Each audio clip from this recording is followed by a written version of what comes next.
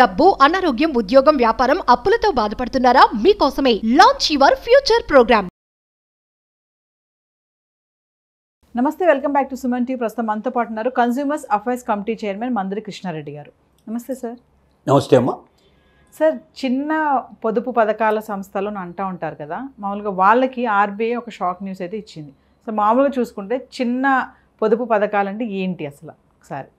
అంటే పెద్ద మొత్తాల్లో ఒకేసారి బ్యాంకుల్లో కానీ పోస్ట్ ఆఫీసులో కానీ డబ్బు నిల్వ ఉంచడానికి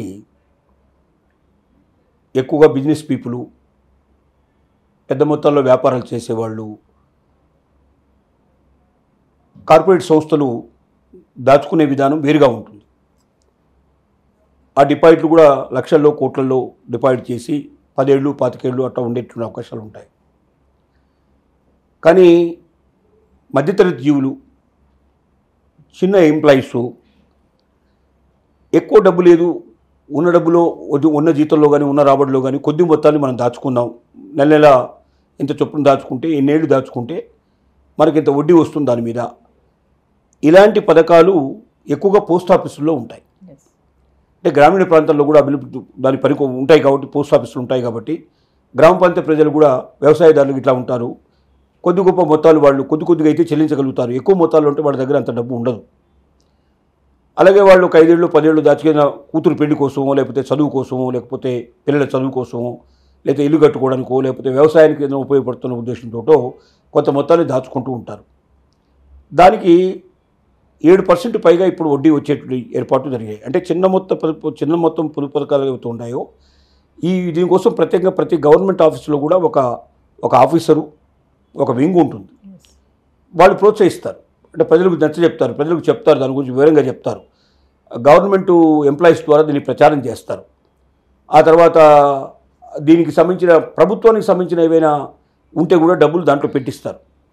దీనికి కారణం ఏమిటంటే గవర్నమెంట్ బాండ్స్లో ఈ డబ్బంతా ఏం చేస్తారు తిరిగి ప్రభుత్వం, అంటే పోస్ట్ ఆఫీస్లో వచ్చింది కానీ లేకపోతే ఇక్కడ స్టేట్ గవర్నమెంట్స్ కానీ చేసే పని ఏమిటంటే గవర్నమెంట్ బాండ్స్ కొనడానికి ఉపయోగిస్తారు. గవర్నమెంట్ కూడా బాండ్స్ ప్రకటిస్తుంది. అంటే గవర్నమెంట్కి అప్పు కావాల్సి వచ్చినప్పుడు, డబ్బులు కావాల్సి వచ్చినప్పుడల్లా ఒక గవర్నమెంట్ బాండ్ రిలీజ్ చేస్తుంది. అంటే 5 ఏళ్లకి 10 ఏళ్లకి ఇంత వడ్డీ చొప్పున మీకు చెల్లిస్తామనేటువంటి బాండ్స్ మార్కెట్లో రిలీజ్ చేస్తుంది. దాన్ని చాలామంది కొంటారు.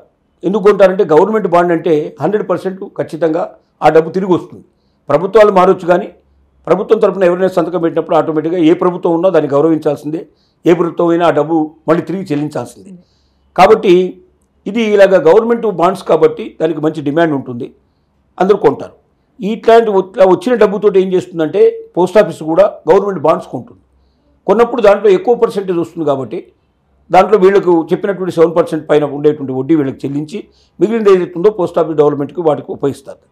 ఆ రకంగా సో ఇది చాలా పెద్ద ఎత్తున జరుగుతుంది. మొత్తం భారతదేశ చరిత్రలో అన్ని రాష్ట్రాల్లో కూడా చివరికి గ్రామీణ ప్రాంతాల్లో ఉండే ఎంఆర్ఓ ఆఫీసులలో కూడా ప్రత్యేకంగా దీనికోసం ఒక ఎంప్లాయీ పనిచేస్తూ ఉంటాడు, ప్రచారం చేస్తూ ఉంటాడు.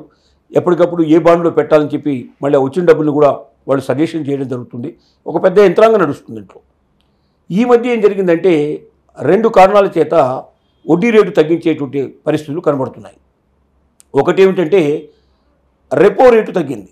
రెపో అంటే ఏమిటంటే ఇక్కడ రెపో రేటు ఏంటంటే బ్యాంకుల లోపల రెపో రేటు ప్రకారంగానే రెపో రేటు పెరిగితేనేమో బాగా డబ్బు మార్కెట్లో రిలీజ్ అవుతుంది.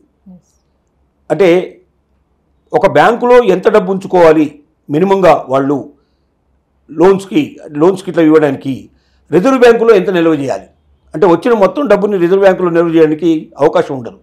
అలాగే వచ్చిన మొత్తం బ్యాంకుని పబ్లిక్ ఇచ్చేయడానికి అవకాశం ఉండదు. ఎందుకు రిజర్వ్ బ్యాంకులో నిల్వ చేసి పెట్టమంటారంటే రేపొద్దున ఆ బ్యాంక్ ఏదైనా తలకిందులైనా, ఏదైనా నష్టపోయినా డిపాజిట్దారులకు కొంత మొత్తంలో చెల్లించాల్సిన పరిస్థితి ఏర్పడుతుంది. అది మినిమం గ్యారెంటీ ఇస్తారు. ఆ మినిమం గ్యారెంటీ డబ్బుని వాళ్ళు బ్యాంకుల్లో డిపాజిట్ చేస్తారు, ఇది రిజర్వ్ బ్యాంకులో డిపాజిట్ చేస్తారు. ఈ రెపో రేటు పెంచడం అంటే రిజర్వ్ బ్యాంకులో ఉండే డబ్బుని ఎక్కువ రిలీజ్ చేస్తూ ఎక్కువగా లోన్స్కి అవకాశం కల్పించేదాన్ని రెపో రేటు పెంచడం అంటారు. రెపో రేటు తగ్గిస్తూ ఉంటే ఏమవుతుందంటే ఆటోమేటిక్గా బ్యాంకుల్లో, రిజర్వ్ బ్యాంకులో పెట్టాల్సిన డబ్బు పెరుగుతుంది, లోన్స్కి ఇచ్చే డబ్బు తగ్గుతుంది. లోన్ డబ్బు ఎప్పుడైతే తగ్గుతుందో అప్పుడు వడ్డీ రేట్లు పెరిగే అవకాశాలు ఉంటాయి. లోన్లు ఎప్పుడైతే ఎక్కువ ఇచ్చే అవకాశం ఉంటుందో అప్పుడు వడ్డీ రేటు తగ్గే అవకాశం ఉంటుంది. ఇప్పుడు రెపో రేటు పెంచడం వల్ల ఎక్కువగా లోన్లకు డబ్బు బయటకు వచ్చింది కాబట్టి వడ్డీ రేట్లు తగ్గిపోయే పరిస్థితి ఏర్పడింది. బ్యాంకుల్లో వడ్డీ రేట్లు ఎప్పుడైతే తగ్గిపోయాయో అలాగే పోస్ట్ ఆఫీసులో ఉండేటువంటి ఖాతాల్లో కూడా వడ్డీ రేటు తగ్గించాలనే ఆలోచన చేస్తోంది. ఇంకా పూర్తి చేయలేదు. ఇప్పుడు ఈ నెలలో వాళ్ళు సమావేశం అవుతున్నారు. దీని ప్రకారంగా నిర్ణయం తీసుకున్నా ఇది నవంబర్ నుంచి అమలు చేసేట్టుగా చేస్తారు. కొంత భాగం తగ్గడానికి కారణం అవుతుంది. 7% పైన ఉండే వడ్డీని 6% పైనే పెంచాలి. ఒక 0.5% 1% దాకా తగ్గే లక్షణాలు కనబడుతున్నాయి. అలా తగ్గితే చిన్న మొత్తు పథకాల్లో చాలామంది పెట్టుబడులు పెట్టడానికి సిద్ధపడకపోవచ్చు. దానివల్ల ఆ పథకం దెబ్బతినే అవకాశాలు ఉంటాయి. ఎక్కువ గ్రామీణ ప్రాంత ప్రజలు ఎక్కువగా దాన్ని నమ్ముకొని ఉన్నారు. ఎక్కువ చిన్న ఎంప్లాయీస్ దాని మీద ఆధారపడి ఉన్నారు. కాబట్టి దాన్ని తగ్గకుండా ఉండడానికే ప్రయత్నాలు జరుగుతున్నాయి. కానీ చెప్పలేం. నిర్ణయం ఏదైనా 2 రకాల కారణాలు. ఒకటి, బాండ్ కూడా రేటు తగ్గించింది. ప్రభుత్వ బాండ్లలో కూడా ఇప్పుడు వడ్డీ రేటు తగ్గించారు. అలాగే బయట మార్కెట్లో బ్యాంకులో దొరికే వాటిలో కూడా వడ్డీ రేటు తగ్గడం జరిగింది. ఒకేసారి మొత్తం మార్కెట్ అంతా కూడా వడ్డీ రేటు తగ్గేసరికల్లా రెపో రేటు పెంచడం వల్ల ఈ రకమైన సౌలభ్యం ఏర్పడటం వల్ల మొత్తం బ్యాంకులన్నీ కూడా తక్కువ వడ్డీకి ఇస్తున్నప్పుడు ఎక్కువ వడ్డీ పెట్టి తీసుకోవడానికి ఎవరు సిద్ధపడతారు?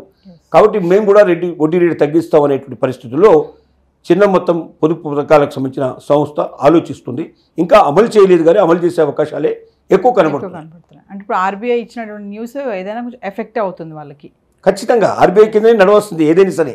ప్రభుత్వ రంగ సంస్థలు అంటే ఆర్థికపరమైన సంస్థలన్నీ కూడా ఆర్బీఐ ఇన్స్ట్రక్షన్ ప్రకారం పోవాల్సిందే. ఆర్బీఐ తీసుకున్న నిర్ణయం వల్ల ఇండైరెక్ట్ కానీ డైరెక్ట్ కానీ వీటి మీద ప్రభావం పడింది. ఈ రెపో రేటు తగ్గడం వల్ల కొంచెం చిన్న మొత్తం పథకాలకు సంబంధించిన డిపార్ట్మెంటు బాగా దెబ్బతినే అవకాశాలు ఉన్నాయని నిపుణుల యొక్క అంచనా. Thank you.